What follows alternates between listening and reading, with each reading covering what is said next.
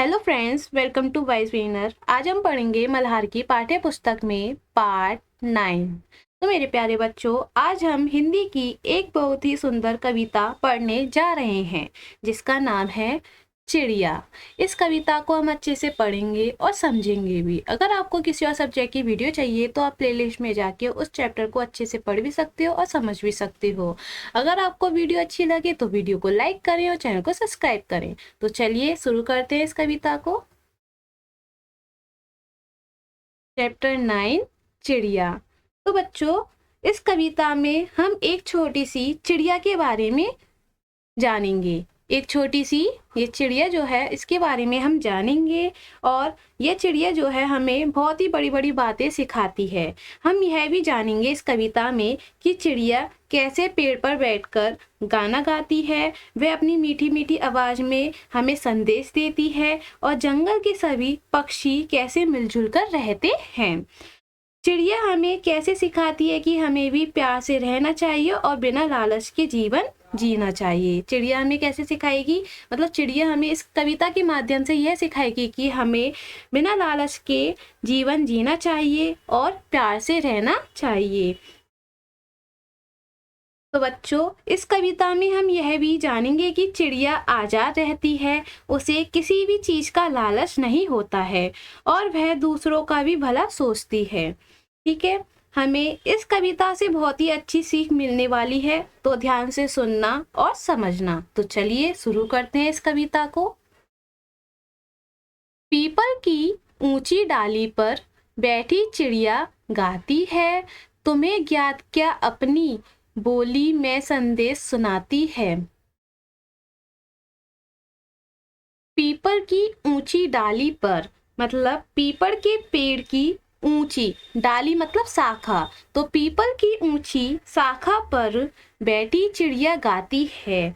एक चिड़िया है, वो बैठकर मीठा मीठा गाना गा रही है। तुम्हें ज्ञात क्या अपनी, ज्ञात का मतलब है पता होना, तो तुम्हें ज्ञात क्या अपनी मतलब क्या तुम जानते हो कि यह बोली में संदेश सुनाती है। बोली मतलब आवाज और संदेश सीख या बात। तो बोली में संदेश सुनाती है, अपनी आवाज में हमें कोई संदेश दे रही है। तो इस पंक्ति में क्या था कि एक चिड़िया है, वो पीपल के पेड़ की ऊंची डाली पर बैठकर गा रही है। क्या कर रही है? गाना गा रही है। ये रही, ठीक है। वह केवल गाना नहीं गा रही बल्कि अपनी मीठी आवाज में हमें एक अच्छा संदेश भी दे रही है। क्या दे रही है? एक अच्छा संदेश भी दे रही है। वह हमें कुछ सिखाना चाहती है। यह हमें चिड़िया जो है वो हमें बहुत कुछ सिखाना चाहती है। देखते हैं। चिड़िया बैठी प्रेम प्रीति की रीति हमें सिखलाती है, वह जग के बंदी मानव को मुक्ति मंत्र बतलाती है। मतलब चिड़िया बैठी प्रेम प्रीति की, चिड़िया प्यार की बातें करती है। प्रेम प्रीति की मतलब चिड़िया प्यार की बातें करती है। रीति हमें सिखलाती है। रीति मतलब तरीका, हमें प्यार से रहने का तरीका सिखलाती है। कौन सिखलाती है? चिड़िया हमें प्यार से रहने का तरीका सिखलाती है। वह जग के बंदी मानव को, वह जग के बंदी मानव को, बंदी मतलब बंधा हुआ, ठीक है।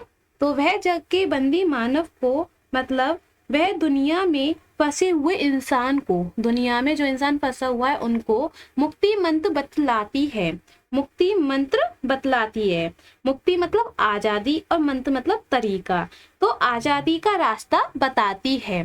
तो इस कविता में क्या था कि चिड़िया हमें प्यार और अच्छे व्यवहार की सीख देती है। वह कहती है कि इंसान जो दुनिया के बंधनों में फंसा है उसे आजादी और सही जीवन जीने का रास्ता अपनाना चाहिए। जो एकदम बंधनों में फंसा हुआ है उसे आजादी का सही और अच्छा रास्ता जीना चाहिए, मतलब अपनाना चाहिए। ठीक है।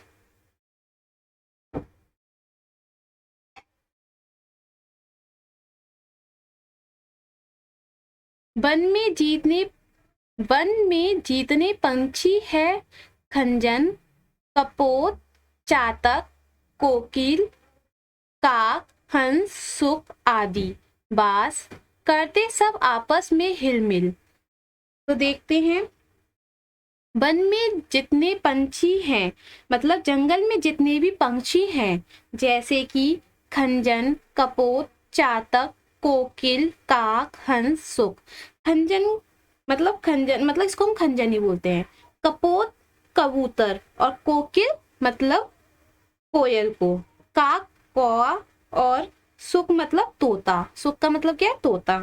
तो इसमें क्या है कि खंजन, कपोत, चातक, कोकिल, काक, हंस, सुक आदि, मतलब जैसे खंजन, वो कबूतर, चातक, कोयल, कौआ, हंस, तोता आदि बास करते सब आपस में हिलमिल, मतलब सब मिलजुल कर रहते हैं। तो इस कविता में क्या था कि जंगल में रहने वाले सभी पक्षी अलग अलग होते भी हैं, लेकिन सब लोग अलग अलग होते हैं, लेकिन सब लोग मिलजुल कर रहते हैं।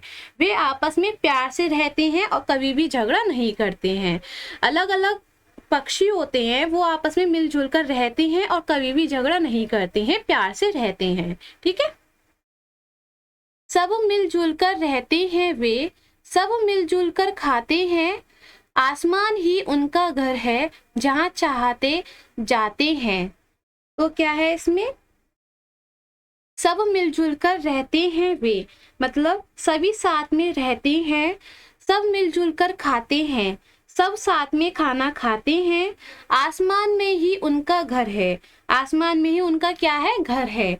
जहाँ चाहते जाते हैं, मतलब जहाँ मन करता है उनका वहाँ जाते हैं। कहीं पर भी जैसे उनका मन कर गया जाने का, वो कहीं पर भी चले जाते हैं। तो क्या था इस कविता में?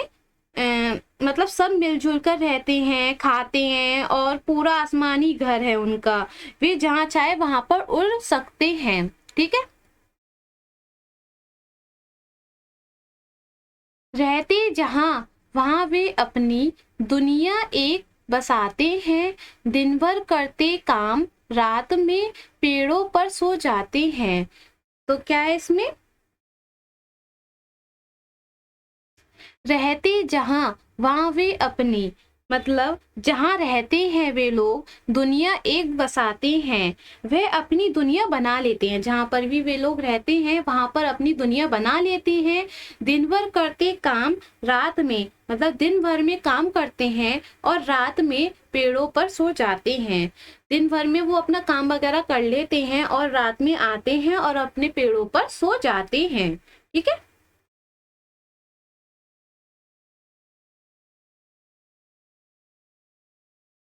उनके मन में लोभ नहीं है, पाप नहीं, परवाह नहीं, जग का सारा माल हड़प कर जाने की भी चाह नहीं। मतलब उनके मन में लोभ नहीं, लोभ मतलब लालच, लोभ का मतलब क्या है? लालच। तो उनके मन में लोभ नहीं, मतलब उनके मन में कोई भी लालच नहीं है, पाप नहीं, परवाह नहीं। पाप मतलब गलत काम करना है नी, तो पाप नहीं, परवाह नहीं, वे गलत काम नहीं करते हैं और चिंता नहीं करते हैं। वे कुछ भी गलत काम नहीं करेंगे और किसी भी चीज की चिंता नहीं करते हैं। जग का सारा माल हड़प कर मतलब छीन लेना। तो दुनिया का सारा सम्मान अपने लिए वो छीन लेते हैं, जाने की भी चाह नहीं। चाह मतलब इच्छा। ठीक है, ये तो आपको पता ही होगा। तो जाने की भी इच्छा नहीं रखते। तो इसमें क्या था कि पक्षियों के मन में कोई भी लालच नहीं होता है, वे पाप नहीं करते हैं और दुनिया की सारी चीजें अपने लिए इकट्ठा कर लेते हैं। ठीक है, और इकट्ठा करने की इच्छा भी नहीं रखते हैं, मतलब जो वो इकट्ठा कर लेते हैं उसकी इच्छा भी नहीं रखते हैं।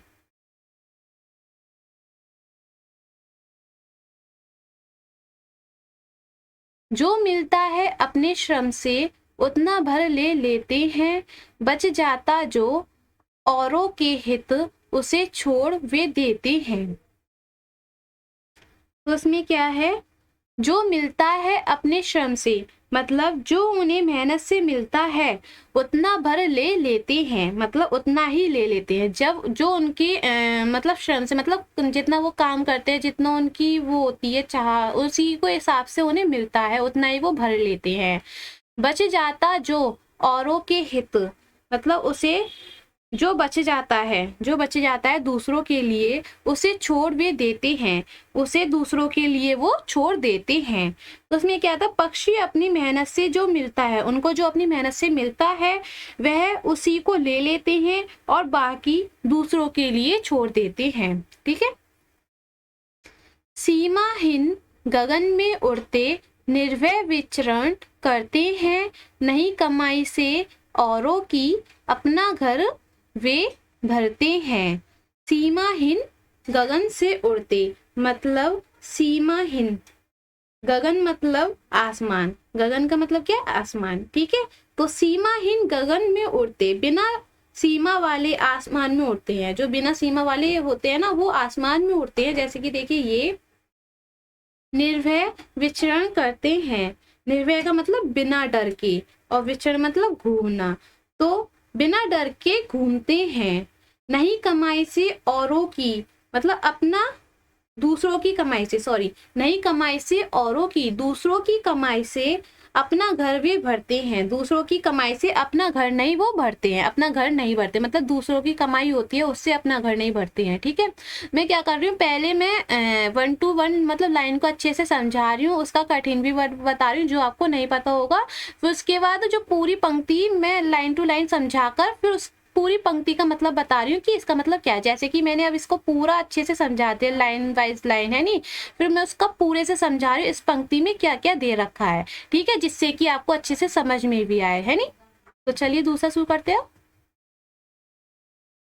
वे कहते हैं मानव सीखो तुम हमसे जीना जग में, हम स्वच्छंद और क्यों हम स्वच्छंद और क्यों तुमने डाली है बेड़ी पग में।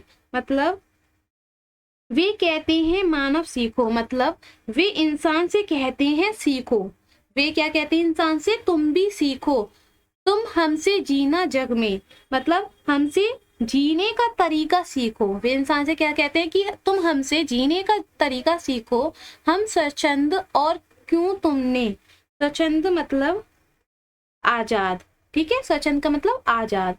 तो क्या था इसमें, हम तो आजाद है लेकिन तुमने, हम स्वच्छंद और क्यों तुमने, मतलब हम तो आजाद हैं तुमसे, डाली है बेड़ी पग में, मतलब अपने पैरों में बंधन क्यों डाल रखे हैं, तुम लोगों ने अपने पैरों में बंधन क्यों डाल रखे हैं, है नी।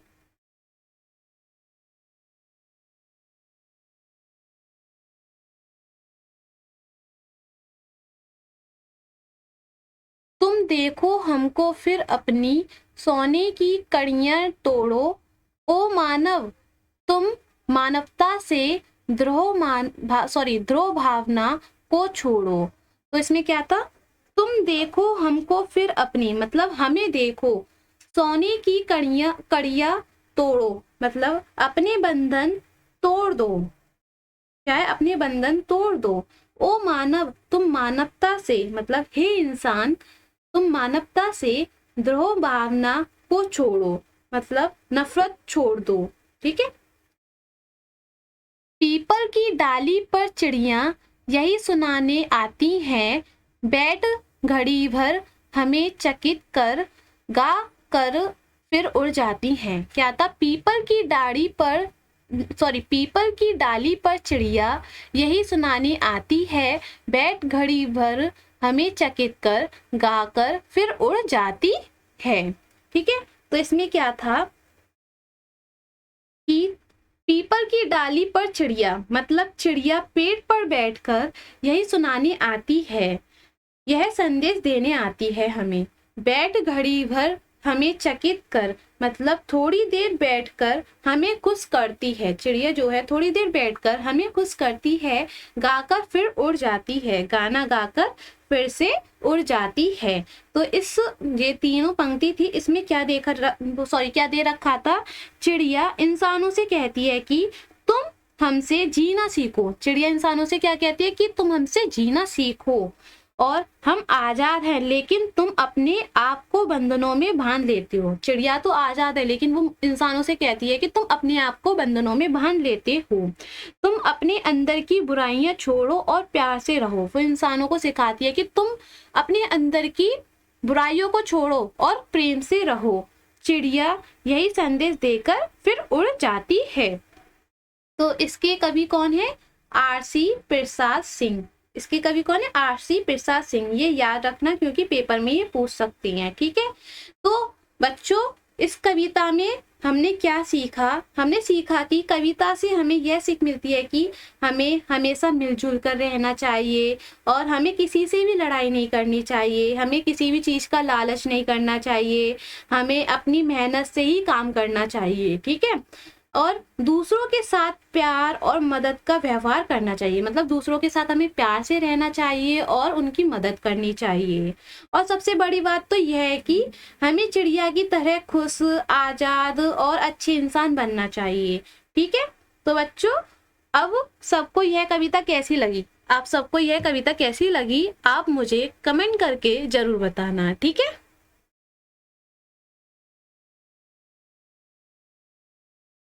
कवि से परिचय।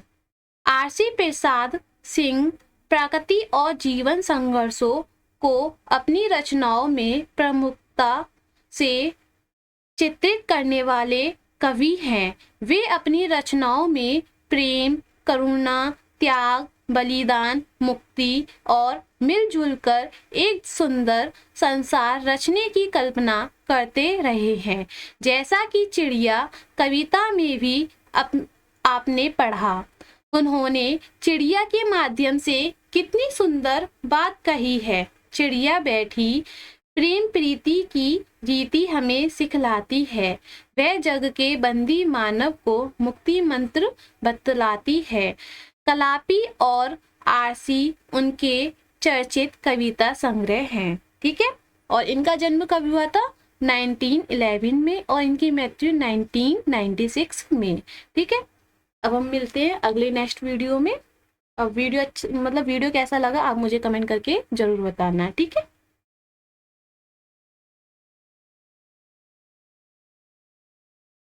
अगर वीडियो अच्छा लगा तो वीडियो को लाइक करें, चैनल को सब्सक्राइब करें, शेयर करना ना भूलें। Bye bye.